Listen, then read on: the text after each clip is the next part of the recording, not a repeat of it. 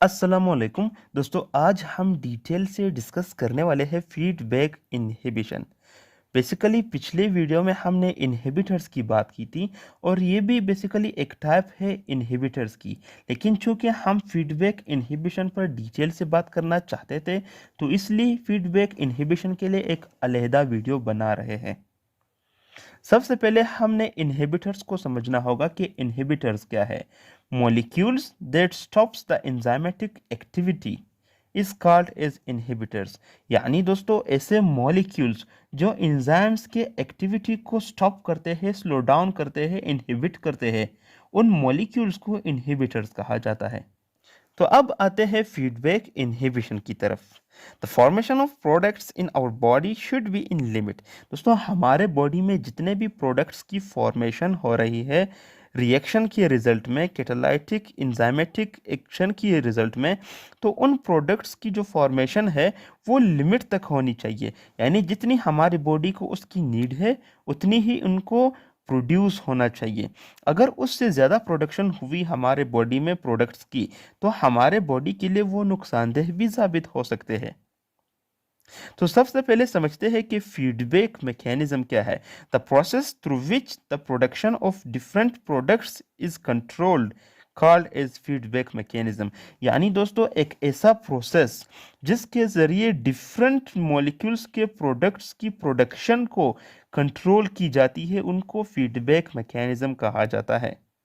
एक बार फिर से मैं दोहराता हूं, ऐसा प्रोसेस जिसमें डिफरेंट प्रोडक्ट्स की प्रोडक्शन, डिफरेंट प्रोडक्ट्स की फॉर्मेशन को कंट्रोल किया जाता है, उस प्रोसेस को कहा जाता है फीडबैक मैकेनिज्म। मजीद पढ़ते हैं, feedback inhibition stops the activity of enzymes in an beneficial way. जो फीडबैक इनहिबिशन है दोस्तों, ये बेसिकली हमारे बॉडी के फायदे के लिए होता है और इससे हमें फ़वाइद हासिल होते हैं। कैसे, वो आगे वीडियो को डिटेल से वॉच करके आपको कंप्लीटली आइडिया हो जाएगा। मज़ीद देखते हैं फीडबैक इनहिबिशन को। In this process or mechanism, the enzyme forms a second active site on allosteric site that changes the shape of enzyme according to its order. अब दोस्तों फीडबैक इनहिबिशन में basically होता क्या है कि जो इंजाइम है उसके एलोस्टेरिक साइट में एक दूसरा एक्टिव साइट बन जाता है। अब एलोस्टेरिक साइट क्या है? एलोस्टेरिक साइट बेसिकली एंजाइम्स का वो पार्ट है जो रिएक्शन में पार्ट नहीं लेता, जो रिएक्शन में पार्टिसिपेट नहीं करता, तो उसे एलोस्टेरिक साइट कहा जाता है। तो बेसिकली होता क्या है फीडबैक इनहिबिशन में कि जो एलोस्टेरिक साइट है उसमें एक नया एक्टिव साइट बन जाता है और उस एक्टिव साइट पर फिर इनहिबिटर अटैच हो जाता है और ये इनहिबिटर फिर क्या करता है कि जो एंजाइम की रियल एक्टिव साइट की शेप है उसे चेंज करता है ताकि यहाँ पे मजीद सबस्ट्रेट बाइंड ना हो सके, मजीद सबस्ट्रेट अटैच ना हो सके। मजीद देखते हैं, this is an automatic process. अब दोस्तों ये एक ऑटोमेटिक प्रोसेस है। कैसे ऑटोमेटिक प्रोसेस है? क्योंकि दोस्तों जब किसी प्रोडक्ट की प्रोडक्शन बहुत ज़्यादा हो जाती है तो वो प्रोडक्ट बेसिकली क्या करता है, इनहिबिटर का काम करता है और ऑटोमेटिकली वो एंजाइम के एलोस्टेरिक साइट में एक्टिव साइट की फॉर्मेशन करके वहाँ पर बाइंड हो जाता है और जो एंजाइम का रियल एक्टिव साइट है उसकी शेप को वो चेंज कर देता है ताकि मज़ीद उस प्रोडक्ट की प्रोडक्शन ना हो सके। मजीद देखते हैं, the inhibitor is usually the product of a reaction formed during the reaction. अब दोस्तों यहाँ पे जो इनहिबिटर का काम कर रहा है वो सब्सटेंस बेसिकली क्या है, प्रोडक्ट है और रिएक्शन के रिजल्ट में बना है, वो एक बाई प्रोडक्ट है और दोस्तों यही प्रोडक्ट ही इनहिबिटर का काम कर रहा है। कैसे काम करता है दोस्तों? Such as the binding of threonine with allosteric site after enough production from aspartate. अब दोस्तों एस्पार्टेट एक एंजाइम है और ये 5 एंजाइमेटिक एक्टिविटी से गुजरकर थ्रियोनिन की फॉर्मेशन करता है।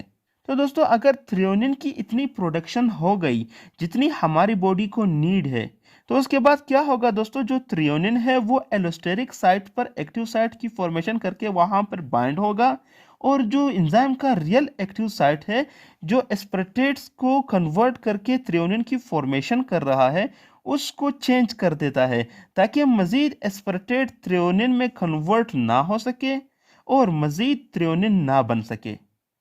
यानी दोस्तों इन सेंस मज़ीद प्रोडक्ट्स ना बन सके क्योंकि हमारे बॉडी को ही नीड नहीं है इन प्रोडक्ट्स की एक्सेस अमाउंट में। It detaches when the body needs more products.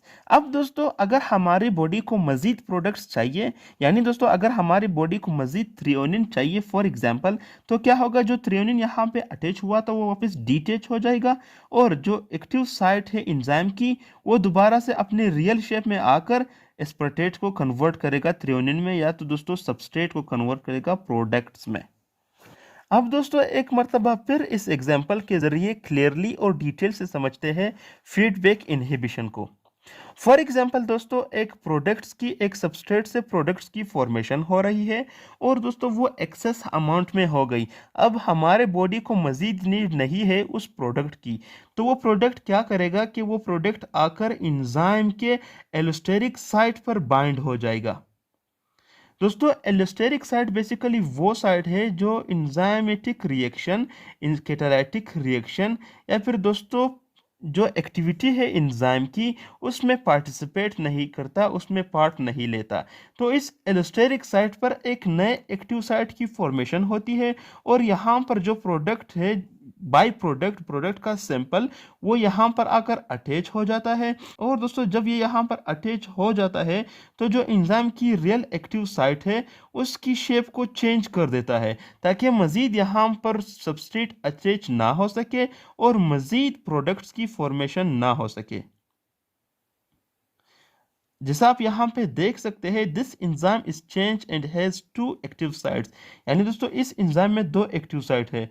एक तो इसका रियल एक्टिव साइट है जो कि बेसिकली चेंज हो गया है, किसकी वजह से, binding of inhibitor on fake active site. यहाँ पे जो फेक एक्टिव साइट बना है एलोस्टेरिक साइट पर, इस पर जो इनहिबिटर अटैच हुआ है, इस अटैचमेंट की वजह से जो रियल एक्टिव साइट है उसका शेप चेंज हो गया है और मज़ीद यहाँ पे सबस्ट्रेट बाइंड ना हो सकेंगी, जिसकी वजह से मज़ीद प्रोडक्शन ना हो सकेगी। और इस तरह ये हमें हेल्प करता है, इस तरह ये बेनिफिशियल साबित होता है क्योंकि दोस्तों अगर हमारे बॉडी में एक्सेस अमाउंट ऑफ प्रोडक्शन हुई किसी भी चीज़ की तो वो हमारी बॉडी के लिए फिर हार्मफुल भी साबित हो सकती है। तो इस तरह दोस्तों this inhibition stops the activity of enzyme in an beneficial way. यानी दोस्तों ये रिएक्शन बेसिकली हमारे फायदे के लिए होता है, ये इनहिबिटर्स बेसिकली हमारे दोस्त होते हैं। तो दोस्तों ये थी हमारी आज की वीडियो। उम्मीद करता हूँ कि आपको फीडबैक इनहिबिशन कंप्लीटली समझ में आ गई होगी। मिलते हैं अपनी अगले आने वाली वीडियो में, तब तक के लिए दोस्तों अल्लाह हाफिज़। अब दोस्तों आप नोट्स बनाने के लिए वीडियो की स्क्रीनशॉट ले सकते हैं।